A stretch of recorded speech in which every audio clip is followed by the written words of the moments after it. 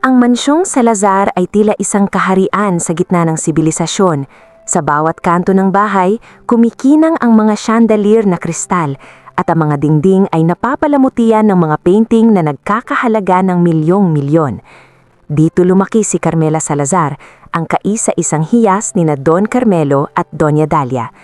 Sa edad na 21, katatapos lang niya ng accountancy ng may karangalan. Para sa marami, siya ang babaeng nasa kanya na ang lahat, kagandahan, talino at yaman. Ngunit sa likod ng mga ngiting ipinapakita ni Carmelo sa kanyang anak, may isang madilim na anino na unti-unting lumalamon sa kanyang pagkatao. Isang gabi, habang nag-aaral si Carmela para sa kanyang nalalapit na board exam, kumatok ang kanyang ama sa pinto. Maputla ito, ngunit pilit na numingiti. "Anak, iwan mo muna ang mga libro mo. Magbanding tayo." Malambing na aya ni Carmelo. "Papa, gabi na po ah. Saan tayo pupunta?" Takang tanong ng dalaga. "Sa firing range. Gusto kong matuto ka ng husto. Hindi sapat ang talino sa mundong ito, Carmela. Kailangan mo ring matutong humawak ng sandata para protektahan ang sarili mo kapag wala na ako." Kumunot ang noo ni Carmela. "Ano bang sinasabi niyo pa? Malakas pa kayo." Hindi sumagot ang ama. Sa halip, dinala niya ang anak sa kanilang pribadong firing school. Sa loob ng 3 gabi, naging mahigpit na guro si Carmelo. Tinuruan niya si Carmela kung paano ikasa ang baril, kung paano tumitig sa target ng hindi kumukurap, at kung paano maging matatag ang kamay sa gitna ng putok. "Tandaan mo ito, Carmela," sabi ni Carmelo habang nakahawak sa balikat ng anak pagkatapos ng isang perpektong headshot. "Ang mundo ay punong-puno ng mga lobo na nakadamit tupa. Kapag sinubukan nilang kunin ang lahat sa'yo, huwag kang kukurap, lumaban ka." Samantala, linggit sa kaalaman ni Carmela, ang kanyang ama ay nasa bingit na ng bangin. Ang dalawang pinagkakatiwalaang abogado ni Carmelo ang taming saksi sa kanyang paghahanap ng paraan. "Don Carmelo, wala na tayong mahihilaman. Ang mga kapwa nyo negosyante na dating kumakain sa hapag nyo ang siya mismong nag-ipit sa inyo sa stock market. Sinabotahin nila ang supply chain natin sa abroad," ulat ng abogado. Napahilot sa sintido si Carmelo. Ang totoo, hindi siya nagkulang sa galing. Naloko siya ng mga taong itinuring niyang kaibigan. Ang inggit ay isang laso na dahan-dahang pumatay sa kanya. Sa gabi, hindi siya makatulog. Iniisip kung paano sasabihin sa kanyang mag-ina na ang lahat ng tinatamasa niya ay mawawala na parang bula. Dahil sa desperasyon, nagdesisyon si Carmelo na gumawa ng isang huling alaala na hinding-hinding malilimutan ng kanyang asawa. Isang gabi bago ang trahedya, nagpagawa si Carmelo ng isang dinner setup sa kanilang garden. Libo-libong rose petals ang nakakalat sa damuhan, at ang paligid ay nababalot ng liwanag ng mga scented candles. Nagpatugtog siya ng isang klasikong kanta, ang paborito nilang sayaw ni Dalia. "Dalia, aking reyna," bulong ni Carmelo habang nagsasayaw sila sa ilalim ng buwan. "Salamat sa lahat ng taon na ibinigay mo sa akin. Anumang ang mangyari, tandaan mong mahal na mahal ko kayo ni Carmela. Kayo ang tanging kayamanan na hindi kailanman mananakaw sa akin." Napaiyak si Dalia. Akala niya ay pagpapakita lang ito ng romansa. "Bakit parang nagpapaalam ka, Carmelo?" "Kinakabahan ako." Ngumiti lang ang asawa at hinalikan siya sa noo. Iyon na pala ang huling gabi ng kanilang kaligayahan. Makalipas ang 1 linggo, isang malakas na putok ng baril ang gumising sa katahimikan ng madaling araw. Natagbuan nila si Carmelo sa loob ng kanyang opisina. Wala ng buhay. May hawak siyang baril na itinuro niyang gamitin kay Carmela. May iniwan siyang maikling sulat. "Patawad, hindi ko kayang makita kayong naghihirap dahil sa aking pagkakamali." Ang burol ay naging isang masakit na palabas. Ang mga kaaway ni Carmelo ay dumating. May mga peking luha sa mata, pero may ngisi sa kanilang mga puso. Si Carmela ay nananatiling matatag sa harap ng puntod. Ang kanyang mga mata ay parang nanunuyo na sa dami ng naiyak. Naalala niya ang turo ng ama. "Huwag kukurap. Lumaban ka." Pagkalibing kay Carmelo, tila hindi pa tapos ang parusa ng tadhana. Sa loob ng opisina ng kanilang mansyon, hinarap sila ng mga abogado. "Mrs. Salazar, Carmela, kailangan nyo ng lisanin ng bahay na ito sa loob ng 3 buwan. Ang lahat ng assets, ang kumpanya, ang mga lupain sa probinsya, lahat ay naisanla na at narimata ng bangko. Ang taning natitira sa inyo ay ang huling pera sa personal account ni Don Carmelo na sapat karang para makabili ng isang maliit na kondo o apartment. Hindi maaari! Sigaw ni Dahlia habang nanginginig ang buong katawan. Ang kumpanyang binuo ng asawa ko, ang pawis at dugo niya, kukunin niyo lang ng ganong kadali. Iyon po ang batas, madam. Nalugi ang negosyo dahil sa sunod-sunod na maling investment na ipinain sa kanya ng kanyang mga kalaban. Sagot ng abogado. Lumapit si Carmela sa kanyang ina at niyakap ito ng mahigpit. Ma, huwag kang mag-alala. Magtatrabaho ako. Accountancy ang tinapos ko. Mabilis akong makakahanap ng trabaho. Haharapin natin ito. Ngunit alam ni Carmela sa sarili niya na hindi ganun kadali ang lahat. Ang utang na iniwan ng ama ay bilyon-bilyon. Kahit magtrabaho siya ng 100 taon, hindi niya mababawi ang mansyon Salazar.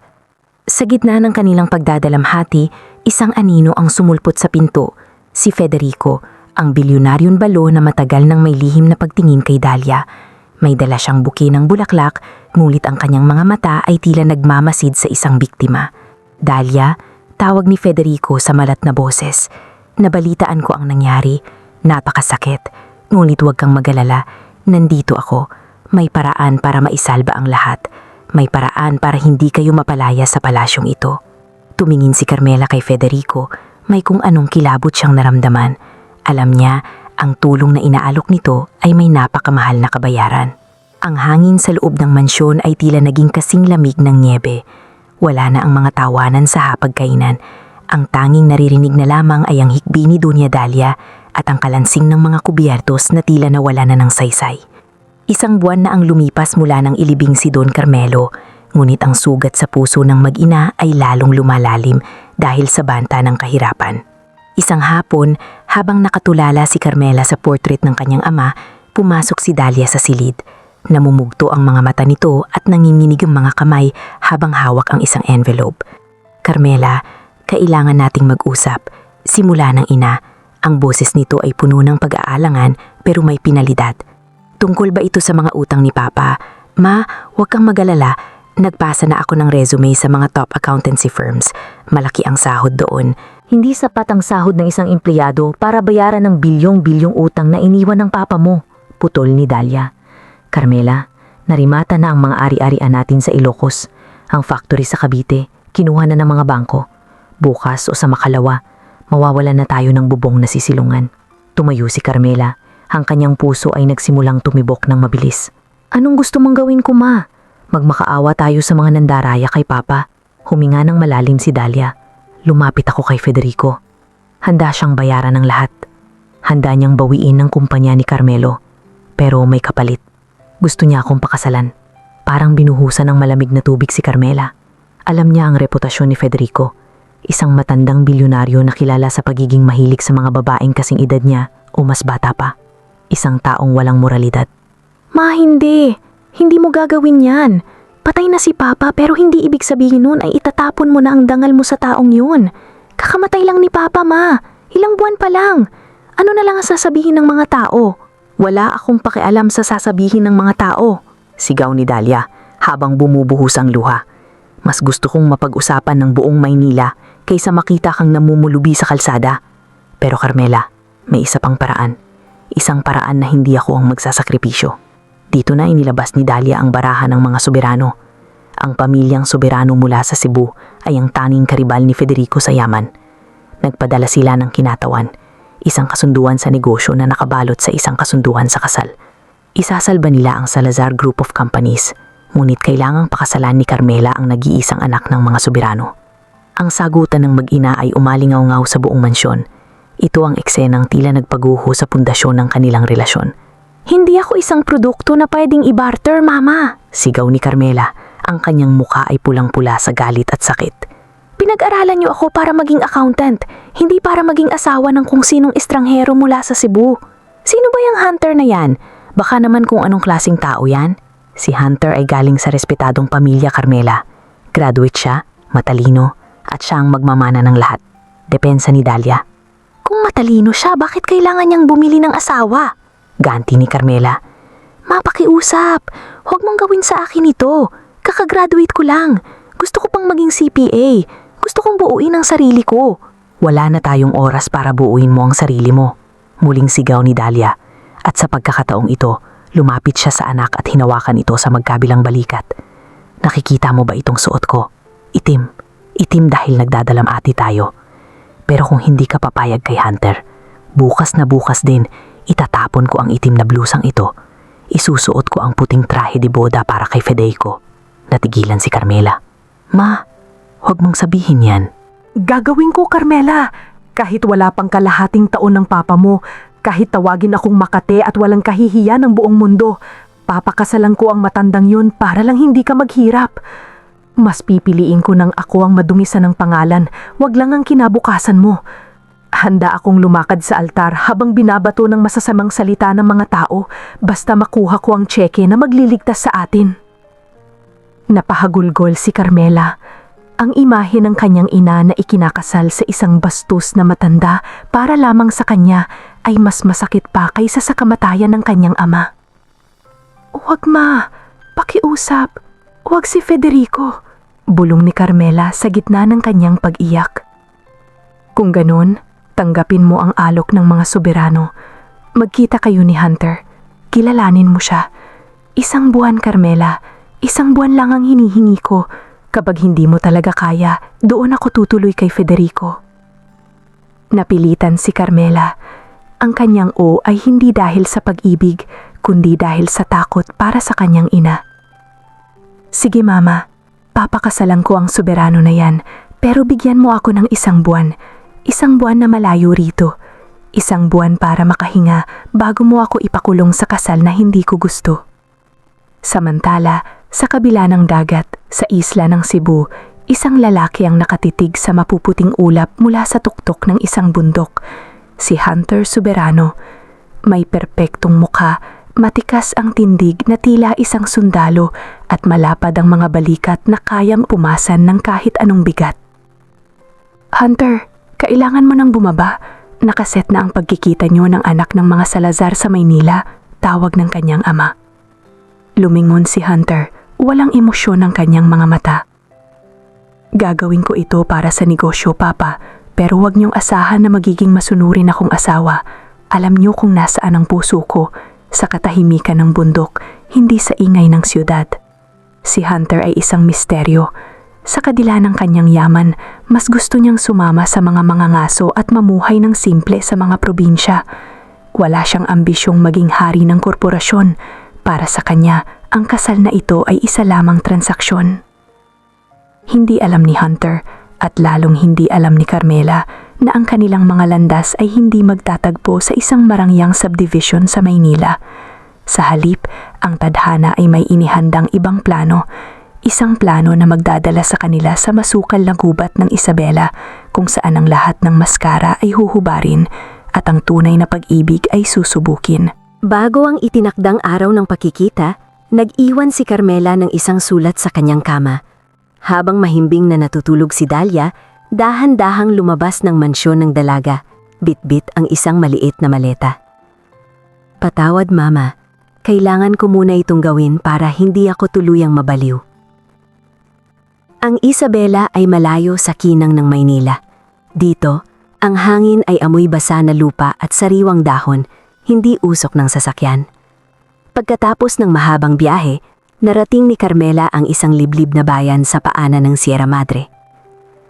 Sa tulong ng kanyang tiya, nakapasok siya bilang bookkeeper sa isang malaking logging at charcoal camp.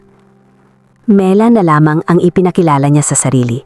Nagsuot siya ng malalaking t-shirt, maong, at tinalian ang kanyang mahabang buhok.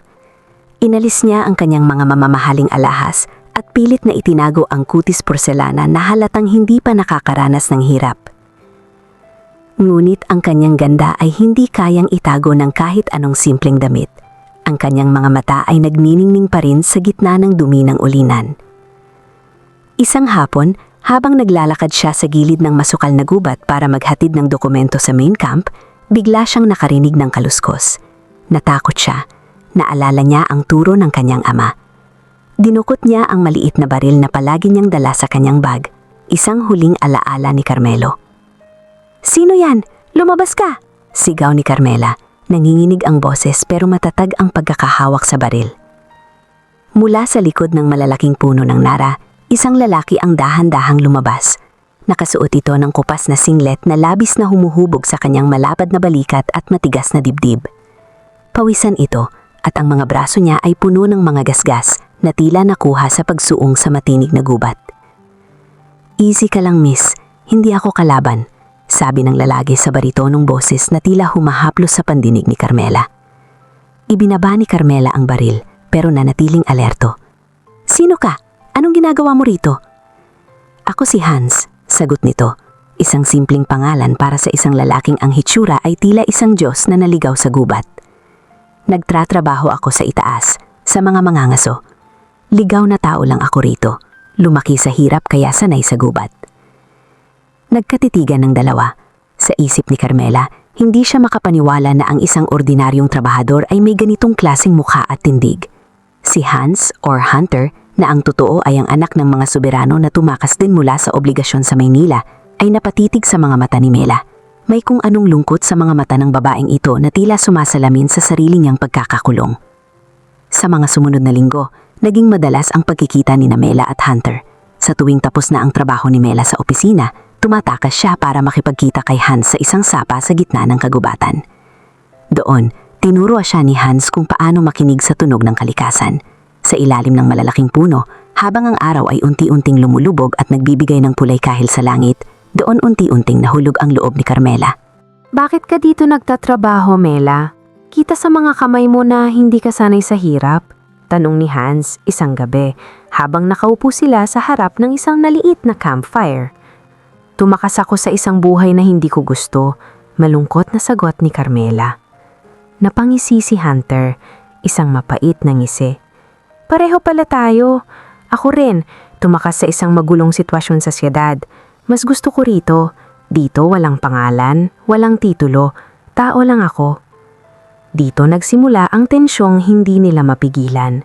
Sa bawat dampi ng balat ni Hunter sa balat ni Carmela, sa tuwing kinutulungan siya nitong tumawid sa sapa, tila may kuryenteng dumadaloy sa kanilang mga katawan. Ang pagtingin ni Hans kay Carmela ay puno ng pagnanasa, ngunit may kasamang paggalang. Isang gabi, nang bumuhos ang malakas na ulan, napilitan silang sumilong sa isang maliit na kubo sa gitna ng taniman ng kape. Basang-basa sila pareho.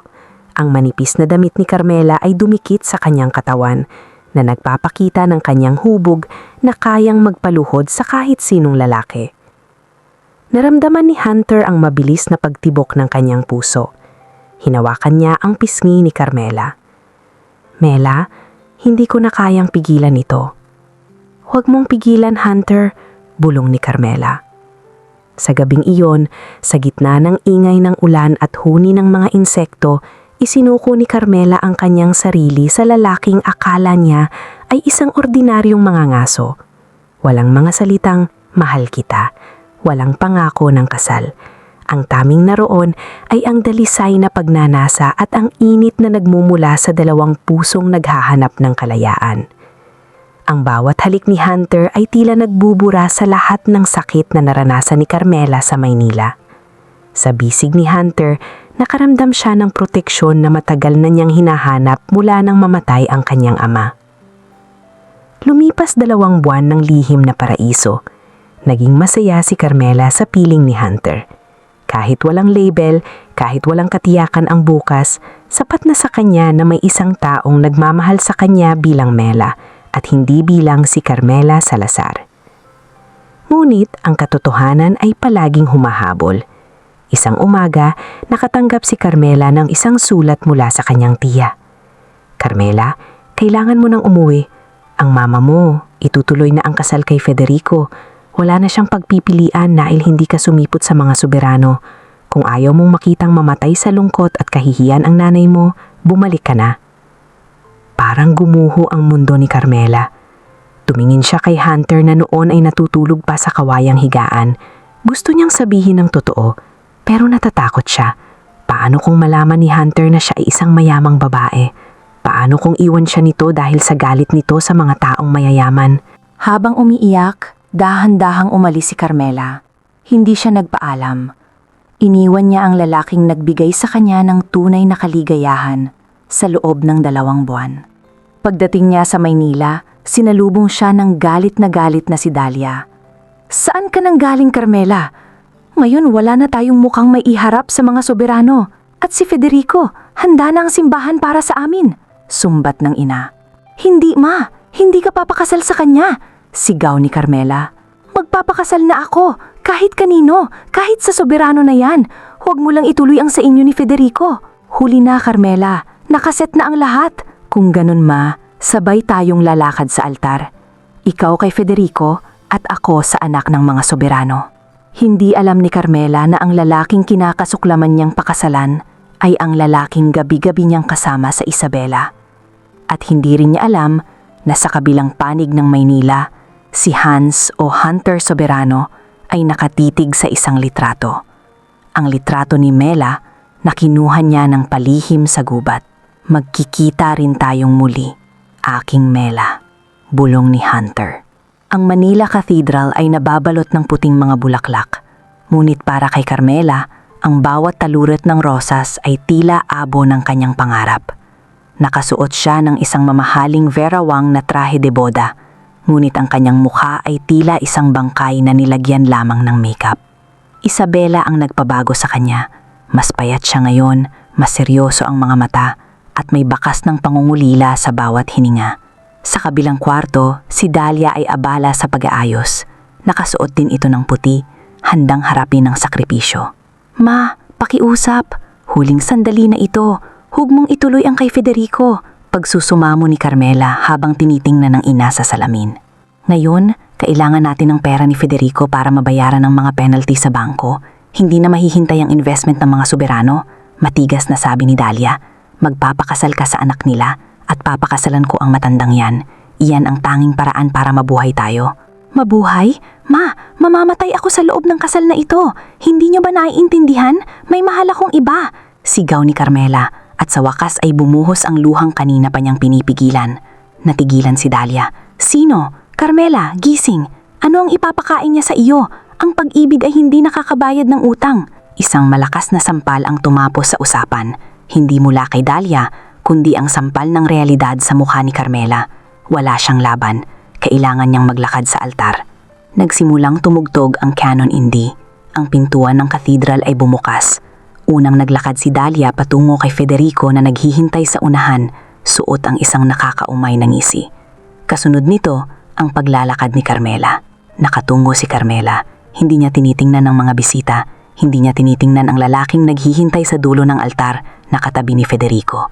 Sa isip niya, ang tanging nakikita niya ay ang sapa sa Isabela, ang amoy ng apoy sa gabi at ang mga bisig ni Hans. Nang marating niya ang dulo, iniabot ni Dahlia ang kamay niya sa lalaking pakakasalan niya. Malamig ang mga kamay ni Carmela. Dahan-dahan niyang inangat ang kanyang paningin, handang makakita ng isang hambog na lalaking taga Cebu na binili ang kanyang buhay. Ngunit ang mundo ay tila huminto sa pag-ikot. Ang lalaking nakatayo sa harap niya ay hindi isang estranghero.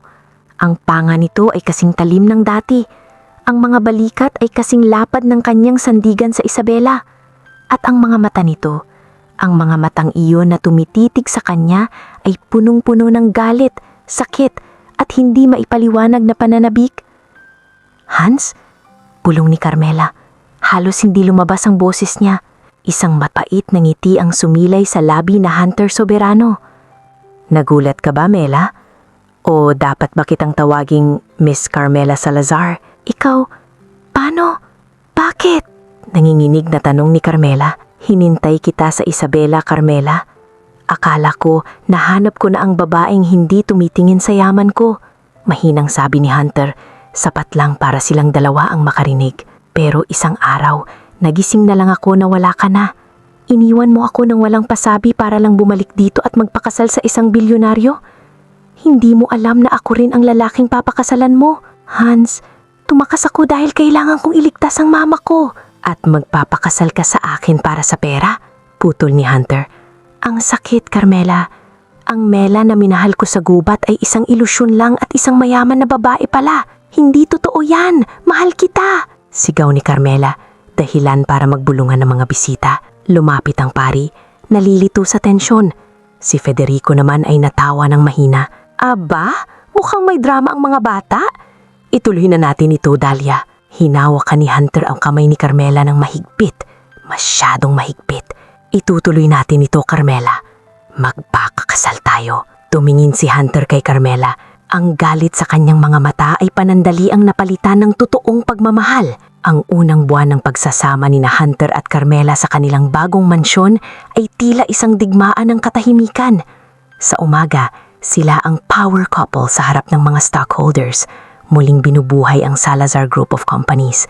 Ngunit sa gabi, sa loob ng kanilang malawak na silid, ang tanging naririnig ay ang lamig ng aircon. Si Hunter ay matulog sa sofa, habang si Carmela ay tahimik na lumuluha sa malaking kama. Ngunit ang tadhana ay hindi pa tapos sa kanila. Ang kasamaan ni Federico ay unti-unti nang lumalabas. Nalaman ni Hunter na balak ni Federico na dahan-dahang ubusin ang natitirang yaman ni Dahlia at tuluyang sirain ang alaala ni Don Carmelo. Isang gabi, umuwi si Carmela na duguhan ng labi. "Carmela, anong nangyari?" Sigaw ni Hunter, agad na binitawan ang kanyang mga papeles at dinaluhan ng asawa. Si Federico, sinubukan niyang saktan si Mama. Pinigilan ko siya. Hunter, kailangan natin iligtas si Mama. Higbi ni Carmela. Doon nagising ang leon sa loob ni Hunter. "Huwag kang mag-alala, asawa ko. Tapos na ang paghahari ng matandang yan."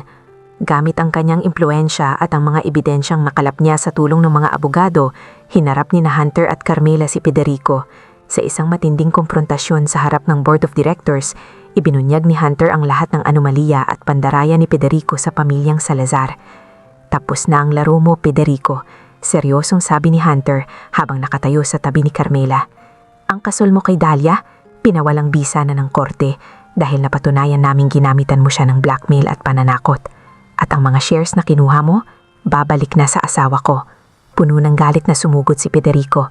Ngunit bago pa siya makalapit, mabilis na hinarap siya ni Carmela, hawak ang kanyang sariling tapang. "Sabi ng papa ko, huwag akong kukurap sa harap ng mga lobo. At ikaw, Federico, ay isang matandang lobo na wala ng ngipin." Sa huli, nakulong si Federico sa dami ng kaso ng fraud at physical injuries. Si Dahlia sa wakas ay nakalaya sa madilim na bangungot at muling naisuot ang kanyang itim na damit, ang tanda ng kanyang tapat na pagdadalamhati at pagmamahal sa yumaong asawa na si Carmelo. Matapos ang unos, bumalik ang katahimikan sa buhay ni na Hunter at Carmela. Isang gabi, nagpasya si Hunter na dalhin si Carmela pabalik sa Isabela, hindi sa opisina ng ulingan, kundi sa mismong kubo kung saan sila unang nagkasama sa ilalim ng ulan. "Bakit tayo nandito, Hunter?" tanong ni Carmela habang nakatitig sa sapa na kumikilang sa ilalim ng buwan. Yumakap si Hunter mula sa likuran ni Carmela, ibinaon ang mukha sa leeg ng asawa. "Dito ko nahanap ang Mela na minahal ko at gusto kong humingi ng tawad dahil hinayaan kong lamunin ako ng galit sa Maynila. Carmela, hindi kita pinakasalan dahil sa negosyo. Pinakasalan kita dahil kahit noong akala ko ay tinalikuran mo ako, ikaw pa rin ang tanging babaeng gusto kong makasama sa pagtanda." Humarap si Carmela sa kanya. Ang mga mata ay puno ng pag-ibig. "Mahal kita, Hunter. Higit pa sa yaman, higit pa sa kumpanya. Ikaw ang aking paraiso." Sa gabing iyon, muling nag-alab ang kanilang damdamin sa gitna ng kagubatan. Ngunit sa pagkakataong ito, wala nang lihim, wala nang pagpapanggap. Ang bawat haplos ay pangako ng katapatan.